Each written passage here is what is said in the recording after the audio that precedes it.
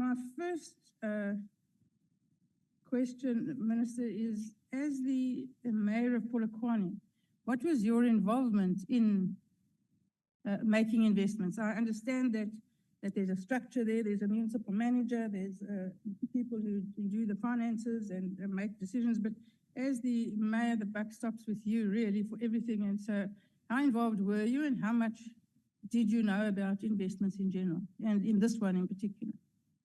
Then, bearing in mind that you're the Mayor and that you have the buck stops with you, I'm making the assumption that you then know quite a lot about what goes on in the municipality, that you make it your job to understand what's happening, and more particularly with the finances. It's important. And so you would have known about this this investment at VBS.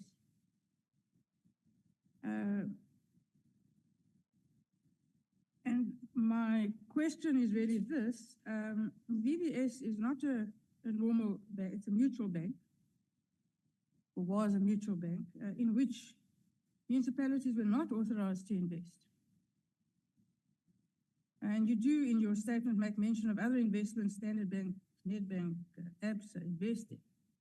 Those are proper banks, not a mutual bank. And you were not entitled as the municipality to make investments in a mutual bank. So the investment itself is unlawful.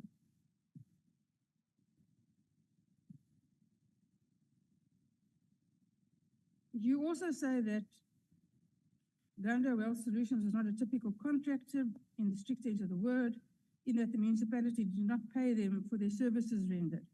Well, that may or may not be so, I don't know. I accept what you're telling me. What is clear from the analysis of the money is that they were certainly richly remunerated by VBS for garnering investments and made a vast amount of money for doing very little, also paid huge kickbacks, and that's not in dispute. Huge kickbacks to the people who made the investments. So the whole scheme was a cynical, sick and dodgy scheme to defraud the poorest of the poor people, particularly in Limpopo, and is unconscionable. So Ganda is not a charitable organization that does things because of their love of advancing the cause of South Africans. They did it to make dodgy money, and they made dodgy money, and lots of it. Now, it's the dodgy money that's the problem, because all of their money was dodgy money, and you were the recipient of some of that dodgy money. So, you know, my question to you is, why do you say that because they were not paid, they were not a typical contractor? Of course they were. They were just paid elsewhere. And that being the position then, why did you seek personal financial advice from an entity that was in fact doing business with the municipality of which you were the mayor? The head honcho, the top of the pyramid, where the buck stopped with you, and they knew it. So of course they'd be happy to accommodate you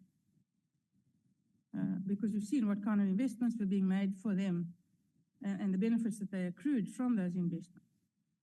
So there is a conflict of interest. And my question is, why did you not see it? Why did you approach them for advice? They're also styled as Ganda Wealth Solutions, Ganda Wealth Management. Who knows what they were and what they did. But what they were not was a registered service provider or a registered financial services provider. And so they were, in fact, not able to just give loans in the normal course of their business. It wasn't the normal course of their business. In fact, very few loans were made. Lots of kickbacks were paid. All of the stolen money was, you know, dissipated. Very few loans were made. Yours was one of the very few. So why would you have negotiated a loan with an entity doing business with your municipality who was not a registered financial services provider? And did you, at any stage, attempt to get a arm's length, proper, ordinary commercial loan from a bank? Your own bank, wherever you banked. Sure, you would have been able to get a loan from your own bank. Why did you get a loan from them? What was so attractive about doing business with Ganda, particularly bearing in mind the extortionate, really extortionate, if your figures are correct in paragraph 27 of your statement, of the interest on a loan of 575,600, you paid interest of 274,399. That's practically 50%. And in fact, it works out to 47%. 47% interest on a loan that, in the bigger scheme of things, is not even huge. Why would you enter into such a one-sided transaction when you could have gone to a real bank and gotten a real loan at a real interest rate?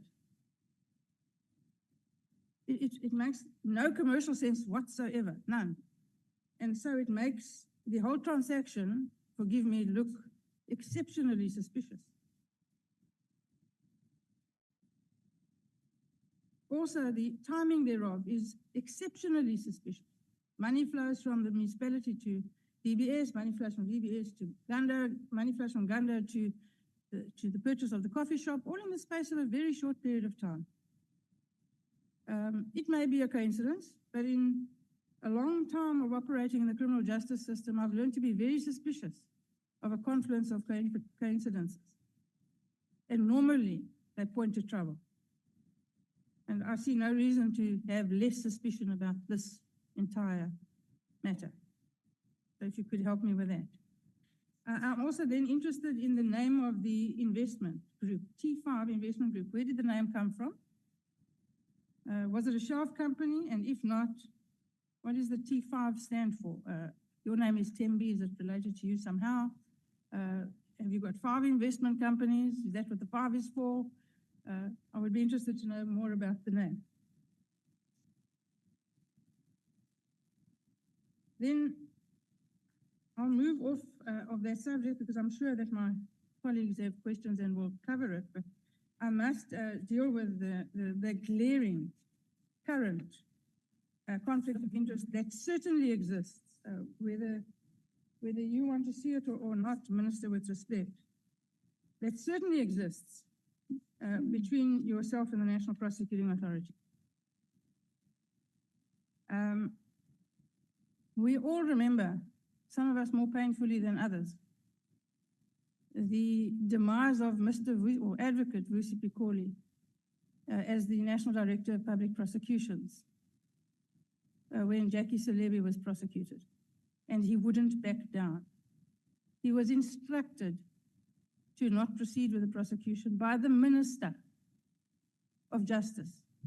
He refused to do that because Vusi Pikoli is an honorable man. And he lost his job because of it, much to the absolute destruction of the NPA. Because what happened at the NPA after Mr. Pikoli left could not have happened while he was there. And I think we all know that, and I think you know that too. And he was fired then because there was the supposed breakdown of a relationship between himself and the Justice Minister, who at the time was Minister, I think, Mabandla. Now, if it is so as you want us to believe here, that there's absolutely no possibility of a Justice Minister having any influence over the NPA, and I agree with you, there should be no such influence, and the NPA should tolerate no such influence, none. It's a non-thing, it should never be allowed, but we live in the real world, and we've seen this happen. And so it's not true that the Justice Minister does not have influence over the NPA, even if it's a very subtle influence. Of course you do. And how you choose to exercise it is, of course, up to the Justice Minister. And I've not got any reason to suggest that you've done anything untoward in that regard, and I'm not suggesting it. But perceptions, Minister, are everything. and the public and myself see the justice system as a pyramid. And there's the police, and there's the NPA, and there's the Department of Justice, and then there's you. And you sit at the top of that pyramid. And that's inescapable. It's an ineluctable conclusion that you cannot sit on top of the pyramid while a matter such as this is being investigated. Because it is being investigated. As we read this morning in the papers, the Hawks have executed search and seizure warrants in Polokwane on the office that you occupied. And they're clearly investigating, amongst other things, this transaction. And so there's an inescapable problem there. And there is a conflict of interest. And it doesn't matter how honorably you conduct yourself. It matters that perceptions are everything. And my perception, and I'm sure the perception of the public at large, is that you cannot continue to sit on the top of this pyramid while this matter is pending. So I'd like your view on that. It is a fact. And again, I want to stress this is not personal. It is a fact. It is a perception. It can't be thought away. It doesn't matter how honorably you conduct yourself. Thank you, Mr. Chair. Thank you, Advocate Breytenbach.